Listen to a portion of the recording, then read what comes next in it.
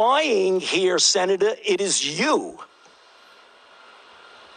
Wow. Senator Rand Paul says that now Fauci will be the subject of a criminal referral in a new letter to the Department of Justice. Joining me right now with more on this is Wisconsin Senator, member of the Senate Homeland Security, Foreign Relations, Budget Committees, Ron Johnson. Senator, it's wonderful to see you again. Thanks very much for being here. Weigh in on what you just heard in terms of gain-of-function research. Was it taking place in the Wuhan lab of virology? Good morning, Maria. And of course, Dr. Fauci funded gain-of-function research. He can deny it all he wants. He can have his staff, who are beholden to him for their jobs, claim that somehow what is clearly gain-of-function research isn't gain-of-function research, but it was. He's culpable. He's lying about it. And he needs to be held accountable for it. We've written letters to Francis Collins, I guess his ultimate boss, the director of NIH. We're getting no response whatsoever. So the federal government, these federal health agencies have to become transparent. And I, for one, really appreciate what Senator Paul did in that hearing to expose, really his equivocation on this, his lying about what he did and didn't fund, and his potential role in the development of a chimeric coronavirus that is now infecting the world. So you're calling for accountability. What do you want to see happen to Anthony Fauci? And also, I mean, look, they're not being transparent. You're calling for transparency. They're not being transparent. And social media and much of the media is going along with it, censoring all of this information, leaving the American people in the dark. Well, first of all, the evidence of this has been hiding in plain sight for months, actually probably for years. All people really had to do is take a look at it. And that's what is so disingenuous about Dr. Fauci right now trying to disclaim any involvement in gain-of-function research. And quite honestly, I think it's pretty obvious, too, that this coronavirus was not naturally occurring. It was man-made. It's a chimeric virus. Again, that has been obvious for months. So the American people deserve the truth. Really, the people of the world deserve the truth on this. And unfortunately, because of the cabal between social media, mainstream media, and our federal health agencies and big government, we're not getting the truth. The truth has been covered up for months, whether we're talking about gain-of-function research, whether we're talking about the effectiveness of early treatment. I can't explain all this, Maria. All I know is, something has gone off the rails here, and I'm trying to look for answers. It just doesn't make sense to me. Well, it's interesting because the other day, Jen Psaki pretty much admitted that, said, oh, yes, we in the administration are in very close contact with social media to pretty much censor information that they didn't want out there. Will there be accountability on big tech?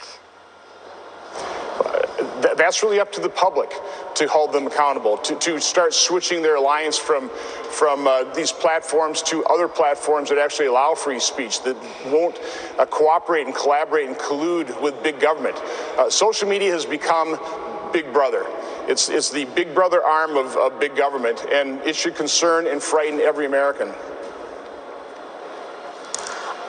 Let me know what you're going to do about it. I mean, the Republicans talk about this. Is there any way you can actually do something about it to bring these companies down to size?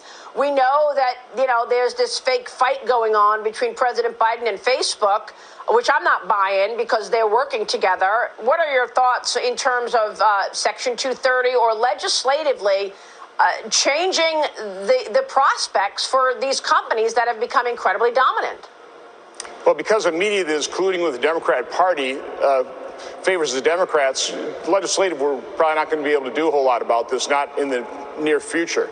What we need to do is we need to expose the truth. It's one of the reasons I held an event where I just allowed 5 women and a 13-year-old girl to tell their story about possible vaccine injuries. And of course, you know how that went over.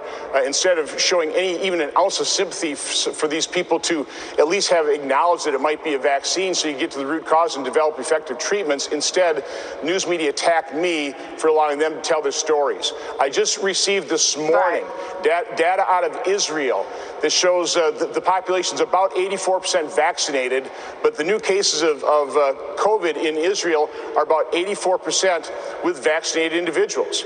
It's certainly looking like the Pfizer vaccine is not working against the Delta variant. Now, that's not being talked about here in U.S. media. I'm not even sure it's being talked much about in Israel media. We need to get to the truth. I'm not a doctor. I'm not a medical researcher, but I have all kinds of questions that are not getting answered. And as I said before, none of this is making sense, that we didn't pursue early treatment, that we're covering up information, that the VAERS system that the CDC touted prior to authorizing the vaccine is going to be their early warning system.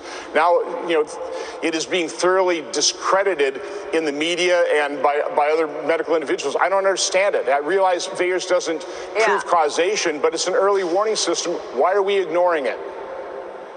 Senator, I'm wondering, somebody mentioned to me this weekend, I'm wondering if we're going to have major lockdowns in 2022 and a whole new worry and panic going into the congressional and Senate races in November, forcing everybody to use mail-in ballots again. I want a word on the agenda. Germany and the U.S. reach an agreement that allows the completion of the controversial Nord Stream 2 natural gas pipeline.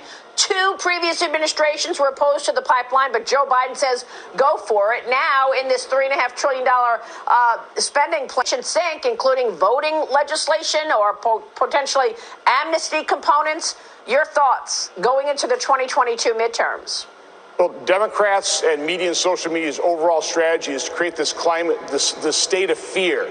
Whether it's climate change, whether it's now the coronavirus, they want this state of fear so that people look to government, look to media to alleviate their fears, to protect them. So that they offer a false sense of security in exchange for a reduction in people's freedom. That's what's going on here. It's been going on for years, and they seize upon the pandemic as another way of really gaining control over people's lives. So absolutely, I expect them to whip up greater fear over this Delta variant, which does not appear to be as deadly as previous coronavirus variants. And that makes an awful lot of sense in terms of the molars ratchet and the general evolution of variants. But they're going to use this to create a state of fear. Wow. Senator, we're going to be watching all of this. We'll have you back to talk more about it. Thank you so much, Senator Ron Johnson, Wisconsin, Senator in D.C. this morning. Stay with us. We'll be right back.